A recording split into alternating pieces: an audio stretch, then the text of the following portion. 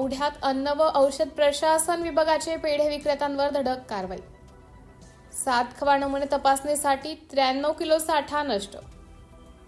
हिंगोली दिनांक 3 जुलै रोजी अन्न सुरक्षा आयुक्त तुकाराम मुंढे यांच्या आदेशानुसार सेफ फूड सेफ महाराष्ट्र मोहिमेअंतर्गत आज हिंगोली जिल्ह्यातील औढा नागनाथ देवस्थान परिसरात अन्न व औषध प्रशासन विभागातर्फे धडक तपासणी मोहीम राबवण्यात आली।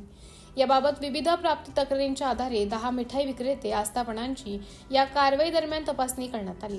या तपासणी दरम्यान अन्न सुरक्षा व मानके कायद्यानुसार विविध बाबींची पडताळणी करण्यात आली।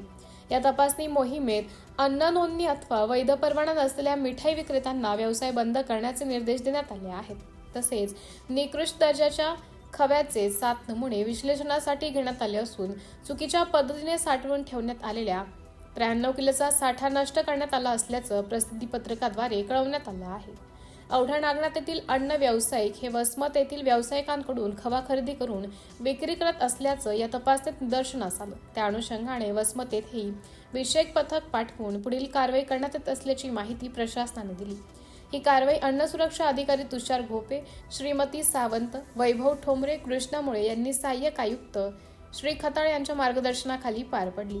नागरिकांना सुरक्षित व दर्जेदार अन्नपदार्थांची खरेदी करण्याचे तसेच कोणतीही तक्रार असल्यास त्यांनी प्रशासनाला त्वरित कळवण्याचे आवाहन अन्न व औषध प्रशासन विभाग छत्रपती संभाजीनगरचे सह आयुक्त श्रीकांत करकळे यांनी केलं आहे। सिटी इंडिया न्यूजसाठी प्रतिनिधी शिवाजी करहाळे, हिंगोली।